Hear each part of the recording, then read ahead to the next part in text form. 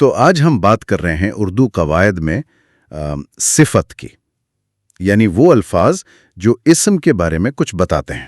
جی بالکل، ہمارے پاس جو مواد ہے اس میں تعریف ہے، مثالیں ہیں، اقسام ہیں۔ ہاں، تو مقصد یہی ہے کہ سمجھیں صفت کیا ہے، کیسے استعمال ہوتی ہے۔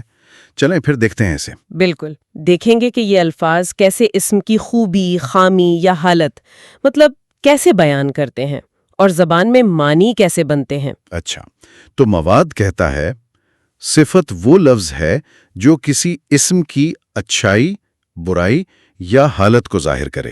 ٹھیک۔ ہاں، اور جو پہلی مثال دی گئی ہے نا، تصویر والی عبارت، جی اس میں دیکھیں خوبصورت کھلونے، سفید لال سائیکل، پھر وہ کچھ جاپانی گڑیاں، ہندوستانی مٹی کے گیندیں، اچھا، کچھ اصلی موتی، پہلی قطار میں چند کتابیں اور کچھ قلم، اور دوسری قطار میں گڑیاں۔ تو ان سب میں یہ جو الفاظ ہیں، خوبصورت، سفید، لال، جاپانی، ہندوستانی، مٹی کی، اصلی، پہلی، چند، کچھ، دوسری، یہ سب صفت ہیں۔ واقعی یہ دلچسپ ہے کہ کیسے یہ الفاظ اسم کے بارے میں ہمیں زیادہ بتا رہے ہیں۔ جیسے آپ نے کہا جاپانی گڑیا، صرف گڑیا نہیں، جاپانی گڑیا، یا سفید لال سائیکل۔ جی بالکل، یہ اضافی معلومات ہی تو صفت کا کام ہے۔ تو پھر اقسام پر بات کرتے ہیں۔ پہلی قسم بتائی گئی ہے صفت ذاتی۔ یہ کیا ہوتی ہے؟ دیکھیں، صفت ذاتی جیسے نام سے ہی لگ رہا ہے، کسی چیز کی ذاتی، اندرونی یا ظاہری خصوصیت، حالت یا کیفیت بتاتی ہے۔ یعنی اس کی اپنی کوالٹی؟ ہاں، مثالیں تو وہی ہیں جیسے خوبصورت، سفید، اصلی، لیکن اس میں وہ چیزیں بھی آتی ہیں جو شاید نظر نہ آئیں، جیسے خوش مزاج آدمی، ذہین طالب علم، شریف انسان، اچھا برا، یہ سب۔ اچھا۔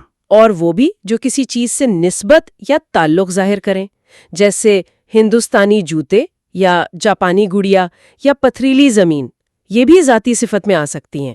اچھا، تو ہندوستانی جوتے میں ہندوستانی صفت ذاتی ہوئی کیونکہ یہ جوتے کی ایک خاصیت بتا رہی ہے۔ جی، تھوڑا سا باریک نقطہ ہے۔ دیکھیں، زبان میں بعض اوقات چیزیں تھوڑی ملتی جلتی ہیں۔ ہاں، جب ہم ہندوستانی جوتے کہتے ہیں تو ہندوستانی ہونا جوتے کی ایک طرح کی خصوصیت ہے، تو ذاتی کہہ سکتے ہیں، لیکن صفت نسبتی کا خاص کام ہی کسی اسم کا تعلق یا نسبت بتانا ہے۔ اچھا، جیسے ہندوستانی شہری یا پاکستانی کھلاڑی یا عربی گھوڑا، یہاں زور نسبت پر زیادہ ہے، تعلق پر۔ تو مطلب یہ سیاق و سباق پر منحصر ہے کہ ہم کس پہلو پر زور دے رہے ہیں، خصوصیت پر یا تعلق پر؟ بالکل، اصل میں زور کا فرق ہے۔ نسبتی میں تعلق یا نسبت زیادہ واضح طور پر مقصد ہوتی ہے۔ ٹھیک، یہ سمجھ آیا۔ اب اگلی قسم وہ ہے صفت عددی۔ یہ تو نام سے ہی ظاہر ہے۔ جی، یہ سیدھی سی بات ہے، تعداد بتاتی ہے اسم کی۔ کتنے؟ ہاں، کتنے یا کون سا، جیسے 2 کتابیں، 10 لڑکے، یا ترتیب بھی، جیسے پہلا انعام، دوسری قطار، 8واں کھلاڑی۔ اچھا، تو اس میں وہ بھی آ گیا جو شروع میں تھا، چند کتابیں اور کچھ قلم؟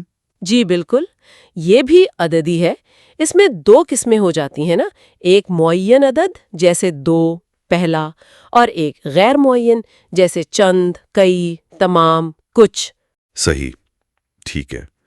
تو یہ تعداد کے لیے ہو گئی، اور آخری قسم ہے صفت مقداری۔ یہ کس لیے ہے؟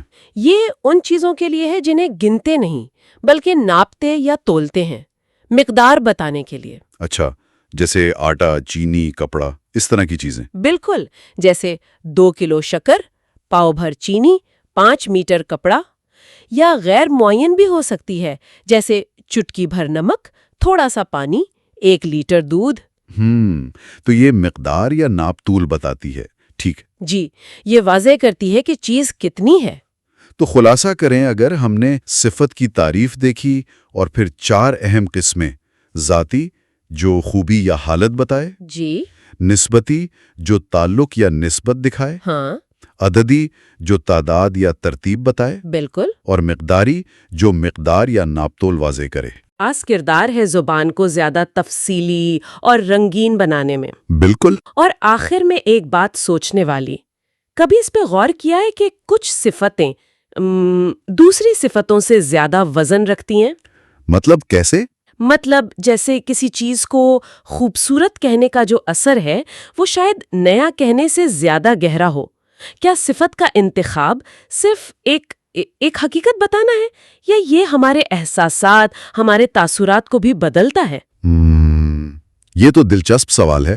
یعنی لفظ کا انتخاب صرف گرامر نہیں بلکہ اس کا ایک نفسیاتی پہلو بھی ہے۔ جی بالکل، یہ صرف قواعد کی بات نہیں بلکہ یہ کہ زبان ہمارے ذہن پر کیسے اثر انداز ہوتی ہے اس پر بھی سوچا جا سکتا ہے۔